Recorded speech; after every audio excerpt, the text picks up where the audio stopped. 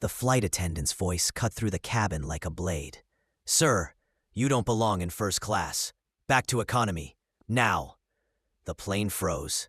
Every passenger's gaze locked on the black man in a tailored suit, standing in stunned humiliation, while a smug white stranger lounged in his rightful seat, sipping champagne. Whispers hissed. Phones recorded. His dignity stripped bare in seconds. But what no one on that plane knew was that by the end of this flight, this man would own the entire airline. The hum of the aircraft was supposed to be a calm overture to his business trip, but calm shattered the moment the flight attendant stepped forward. Her lips curled in disdain, eyes narrowing as though she were protecting sacred ground from an invader. "Sir, you don't belong here. First class is reserved for premium passengers." The words sliced through the cabin, loud enough for everyone to hear. Dozens of heads swiveled. Whispers spread like fire in dry grass. He, Jonathan Cole, stood frozen for half a beat. His suit was immaculate, tailored to perfection, the kind that cost more than most people's rent. His leather briefcase carried contracts worth billions. His boarding pass, embossed with First Class 2A, burned in his hand. And yet, in this attendant's eyes, none of that mattered. She saw only one thing: black skin. Jonathan's jaw tightened as he lifted the boarding pass. "This is my seat." The flight attendant didn't even glance at it. Instead, her gaze flicked to the man already reclined in 2A, a pale, smug stranger in a crumpled blazer, champagne glass raised like a trophy. "Sir," the attendant said again, firmer, harsher, "take your things and return to economy." The white passenger smirked, stretching his legs out farther, as though Jonathan's humiliation was part of his in-flight entertainment. A low chuckle rumbled from his throat. Phones appeared, stealthy at first, then boldly raised. The cabin had found its spectacle. Jonathan felt the weight of every eye. The sting of humiliation clawed at his chest. For a moment, he considered arguing, shouting, demanding justice. But then, he didn't. He inhaled slowly, deeply, burying his fury beneath an icy calm. "Check the boarding pass again," he said softly, but his voice carried an iron edge. She snatched it from his hand with a scoff, glanced briefly, and waved dismissively. "This must be a mistake. Sit in the back until we sort it out." The mistake wasn't his. It was hers.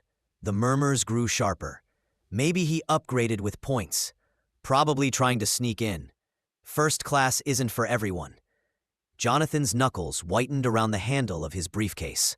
He had built companies from the ground up, negotiated with heads of state, and signed billion-dollar contracts. Yet here, in front of strangers, he was reduced to nothing. To them, he wasn't a CEO. He was an intruder. The humiliation seared deeper when the attendant leaned closer, lowering her voice just enough to twist the knife. "Be grateful we don't have security escort you off." Jonathan's chest burned, but his expression didn't crack. He met her eyes with a silence that was louder than rage. Then, slowly, deliberately, he stepped aside. Gasps fluttered through the cabin.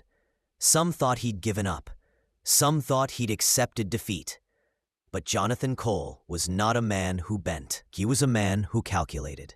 And in that silence, he was already building the rope that would hang their arrogance. He walked back to economy, each step heavy, deliberate, the whispers following him like shadows. By the time he lowered himself into the cramped seat at the back of the plane, his phone was already in his hand. One call, just one. The line clicked. "Yes, Mr. Cole."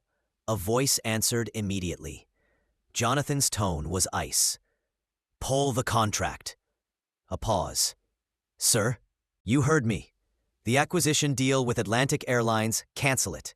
Effective immediately. Draft the statement and prepare the press release. By the time this plane lands, I want the boardroom burning." "Yes, sir." He hung up, his pulse steady. The passengers nearby, still recording, had no idea they had just captured the opening shot of a corporate earthquake. Minutes ticked by. At the front, The white passenger sipped his champagne, blissfully unaware. The attendant strutted down the aisle, head held high, basking in imagined victory. The humiliation was hers to savor. For now. But then, the flight shifted. Wi-Fi pinged phones alive. Notifications erupted. A headline spread like wildfire. Billion-dollar acquisition collapses. Atlantic Airlines CEO Jonathan Cole walks away. Gasps rippled through the plane. Screens lit up.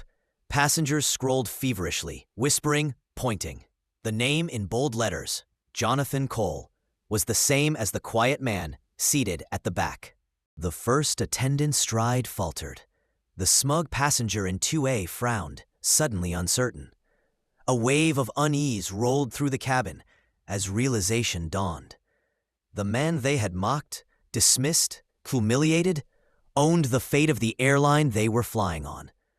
Jonathan remained silent, eyes fixed on the window, letting the storm brew. By the time the plane touched down, chaos had ignited outside the cabin doors. News vans swarmed the terminal. Journalists shoved microphones toward any passenger willing to talk.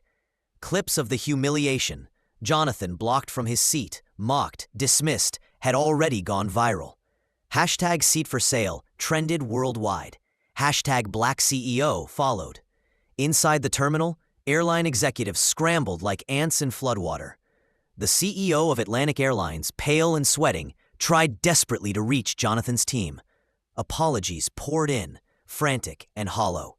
But Jonathan didn't break his silence. He simply walked, briefcase in hand, through the terminal thronged with cameras. The flight attendant's face appeared on every screen, her arrogance immortalized in high definition. Her career was over before she stepped off the jet bridge. That night, Jonathan issued a single statement. I was denied my seat because of the color of my skin, not because of the contents of my ticket. If this company cannot respect its passengers, it doesn't deserve to exist. The fallout was nuclear. Atlantic Airlines lost $2.3 billion in market value within 48 hours. Shareholders revolted. The CEO resigned. Lawsuits flooded in, and the video of Jonathan's humiliation became a rallying cry against systemic racism in corporate travel. But the true power move came days later. Jonathan's firm announced a new acquisition, not of Atlantic Airlines, but of its rival, Skyjet International. The deal was worth $18 billion, making Skyjet the largest competitor in the industry overnight. At the press conference, Jonathan stood before a wall of cameras, his tailored suit gleaming under the lights. His words thundered through every screen in the nation. Power isn't about the seat you're given. It's about what you do when they try to take it away. They thought they could strip me of dignity. Instead, they stripped themselves of everything. The room erupted in applause. And somewhere, in silence, the flight attendant who had once sneered at him watched her name trend in disgrace. She had tried to push him back to economy. Instead, she had pushed him onto the throne of an empire. If this story shook you to your core, don't just sit back. Stand with us. Hit that like button so this message of dignity and justice spreads louder than the hate. Subscribe right now to join a community that refuses to stay silent when power is abused. And tell us in the comments, what would you have done if this happened to you? Your voice matters. Your story matters. And together, we will keep exposing injustice until every arrogant oppressor is brought to their knees.